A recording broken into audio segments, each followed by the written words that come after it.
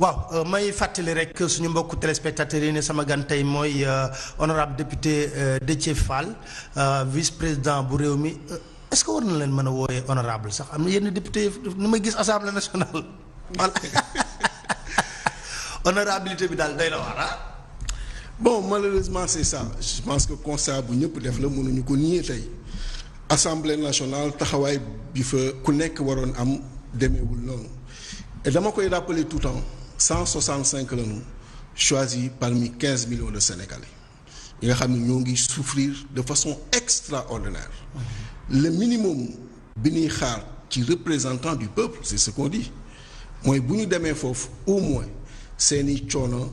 ñu xool ay saafara yu ñu mën a indi pour mu wàññeeku seeni préoccupation seeni doléance ñu mën ko jël en charge mais jël assemblée bi war ko traduire vraiment comme stade bi nga xam ni sa champion bu ñëwee nga tàcc ko tagg ko keneen bu jógee pour wax le contraire nga yóoxoo ko je pense que loolu amul njëriñ moo tax des fois bu ma jógee di wax ñuy yóoxu damay ree rek parce que xam naa ni mission bi ma Sénégalais yu jox amul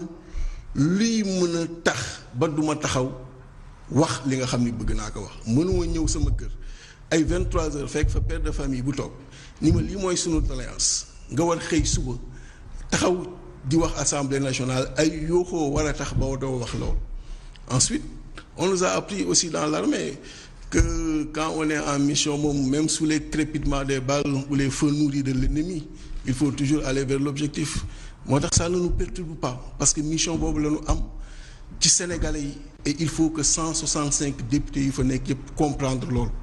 Le Sénégal va très mal et a besoin de ses représentants a besoin également ay dirigeants yi nga xam ne ay dirigeants yu ko matee la yu war a bañ a nekk ci plateau yi di xastante war a nekk ci plateau yi di waxante lu ñaaw mais loolu ki na àndal sax di le président Macky Sall li ma wér mooy bëggeewu ko noonu jàppale wuñu ko aussi parce que mënoo taxaw tey sénégalais yi di xaar enseignement bi agriculture bi éducation nationale infrastructure yi ak yeneen au lieu nga ciy indi ay solution nga taxaw fële di waxante lu ñaaw xoolal Sénégal ce qui se passe aujourd'hui Dakar avec les embouteillages monstres que nous connaissons tous les jours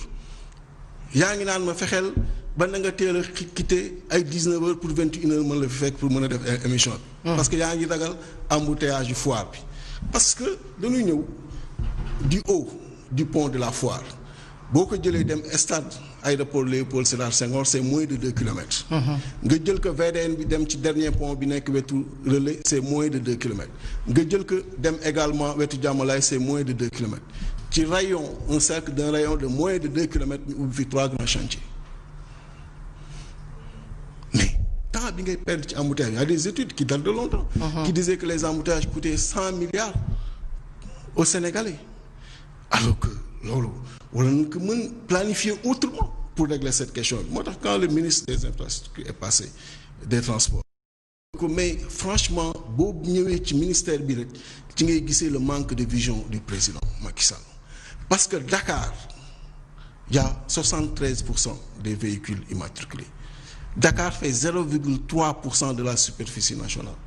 80% des activités économiques sur 550 km². Il y a 195 500 km² qui attendent et qui ne sont pas desservis. Et ils continuent à mettre tous leurs projets dans la région de Dakar. Parce que Diamniadio fait partie de la région. Absolument, de Dakar. Même le TER qui nous a coûté plus de 1000 milliards. Mais Pape Alé, le TER, xam nga dem dañu jël ni pour ñi nga xam ne ñooy voyager au niveau de l'aéroport de Diass. L'aéroport de Diass, la capacité envisagée en 2021, c'est 3 millions de passagers par an. Loolu divisé que par 365, ça va te faire 8500 passagers par jour. Alors que le TER, c'est 115 000 passagers par jour. Les 105 000 passagers qui restent, xam nga kon demuñu au niveau de l'aéroport de Diass. ay góorgóor lañu. ñi nga xam ne ñoo ngi fii. ngeen leen ñëw leen ci TER boobu vous payez 1500 francs. Alors que bu ñu jógee Dakar dem Diamniadio aujourd'hui ils paient 500 francs. Tu leur demandes de mettre 1000 francs de plus muy 30 000 francs par mois. ci benn circuit aller 30 000 francs par mois également ci circuit retour boo ko boolee muy pratiquement 60 000 par mois. kooku ban Sénégalais moo ko am. alors bu fekkoon tey jii nii cette vision comme on l'a présentée comme le président Idrissa Seck l'avait également proposé jëloon nañu réseau ferroviaire bi ñu jël yóbbu ko ba au niveau de Kidira. Dakar Bamako. nga xam ni tey jii nii Kidira sax nga xam ni daa am. encore de l'activité économique à l'intérieur du pays. parce que c'est ça l'intérêt bi nga da ngay fàtte bi. train yi doon dem fu mu mos a am escale. day am activité économique une vie économique bi fay créer. donc nga jël train boobu tey créer benn port sec au niveau de Kidira nga xam toutes les marchandises yi ngay am au niveau du port pour le Mali nga jël marchandises yooyu dugal ko ci train ak grand wagon en un nombre suffisant yóbbu ko au niveau de Kidira xam nga tey kon maliens yi duñu dugg ci biir Dakar les 1200 camions que tu as par jour ci ancienne route de Rufisque day wàññeeku parce que la majorité ñoom la donc bu ko defee nga yóbbu ko foofu non seulement daa créer ay activités économiques ci zone yooyu yëpp. daa rapprocher le fret malien du Mali et puis daa nekk en avance ci compétition bi nga xam ni moom nga am tey avec Abidjan Dakar et en compétition avec Abidjan sur Bamako. Et li ma lay jox comme information mooy Bamako Dakar c'est 1320 kilomètres c'est 21 heures de route Bamako Abidjan c'est 1100 kilomètres c'est 16 heures de route donc ñoom ils sont en avance aussi bien sur la distance que sur le temps donc boo ko yóbbee tey jii nii au niveau de Kidira tu gagnes 720 kilomètres les 1320 kilomètres vont passer à 600 kilomètres et ça te permet d'avoir une avance donc loolu c'est de la vision mais vouloir continuer à nous vendre Diamniadio sphère ministérielle tous les projets à ce niveau alors qu'aujourd'hui on a une inéquité qui est extraordinaire et il y a déjà et je l'ai dit la dernière fois quand le ministre de l'Éducation est passé il y a une inégalité de chance entre ceux qui sont dans les villes et ceux qui sont dans les villages une inégalité de chance voilà entre ceux qui sont à Dakar et ceux qui sont dans les autres régions et c'est tout à fait normal parce que quand tu vas dans un village le minimum d'infrastructure sociale amu fa mais xale boobu war a xëy tey jàngi école guddi gi mu war a dellu réviser ay leçons amul courant mais kooku yamul ak ki nga xam ne mi ngi Dakar nga xam ni guddi gi am na le minimum de courant parce que l'électrification rurale mi ngi ay 57% yéegagul un peu partout am na ñi nga xam ni tey jii nii Samb la tudd nekk sénégalais dëkk au niveau de Nande yow nga tudd Samb nekk sénégalais nekk au niveau de Dakar da ngeen am la même égalité de chance de réussite. mais à travers accès yooyu nga xam ni l'État créé na ko mettre leen dans les mêmes conditions mais c'est pas le cas aujourd'hui parce qu'il y a cette concentration qui se fait au niveau de Dakar et aucun programme sérieux pour régler cette question. ñu ne la def nañ PUDC. oui def nañ PUDC je l'ai dit au ministre quand il est passé. ci wolof. PUDC. moom la tey jii nii le ministre Mansour Faye yor Promoville yor également bourse de sécurité familiale yor CMU yor Puma. li mu ñëwee keroog nee naa que tu as un des programmes cumulés qui font plus de 1000 milliards et que pratiquement mën na la woowe le ministre triple XL ou bien le vice-président du Sénégal mais. ni projet yi wute mënoon nañu ci trouver une articulation entre ces projets-là Pape Alé le PNIR existait na en 2004 grappe de convergence yi le président Idrissa Seck l'avait essayé mënoon trouver une articulation entre ces projets-là bu ko defee wax Sénégal voilà le nombre de villages qui existent X villages manquent ces infrastructures sociales de base eau électricité marché pour écouler les produits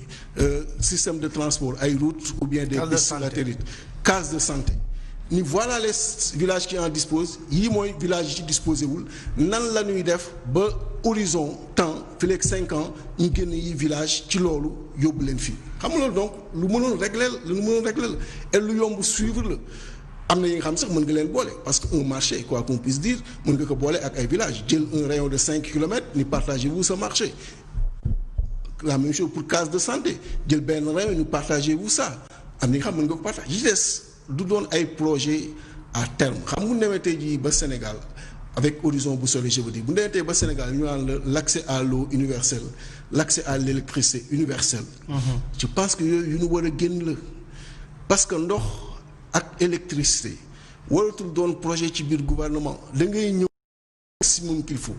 et dans les mois voire années qui suivent régler ko définitivement c'est la même chose pour les abris provisoires il y en a 6000 encore sénégalais yooyu ngay dugal ci abri provisoire ñu leen jàngale xoolal ci conditions yi nga xam ni ci seen bas âge moom nga leen dugal pour di leen jàngaloo la même chose au niveau des universités tey jii nii boo jëlee. université de Diamniadio ak problème yi ñu am orientation capacité d'accueil yi ñu am nan nga mën a rencontrer Dakar Arena qui est à moins de 100 mètres de l'université de Diamniadio ñu pare que peinture ko inauguré ko te boobu ba tey boo dee xool nombre d'activités yan fa def matul 3 à côté y a l'université de Diamniadio on parle du savoir de l'avenir du pays nga teg pierre bi depuis plusieurs années jëloo benn mesure pour terminer ko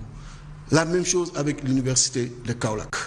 alors que tey jii nii yaa nga am ay problèmes de capacité presque ñëpp doublé nañu seen capacité Bambey 1290 ils sont à 4900 Thiès 5000 ils sont à 10 000 Saint-Louis et Dakar et Ziguinchor dépassé nañu seen capacité même rejettent les étudiants. Rejettent les étudiants en un moment sax toi tu avais pris l'option de dire que naa leen yóbbu ci privé bi après la facture est devenue excessivement salée mënoo ko fay pratiquement ñu génne leen gën finalement ñoom ñëpp laay orienté au niveau des universités publiques et amoo capacité bu doy yi nga xam ni tàmbali nga ko yéegale woo ko préféré dem inaugurer ay Dakar Arena yeeg yeneen chantier yi nga xam ni amul benn njariñ ci avenir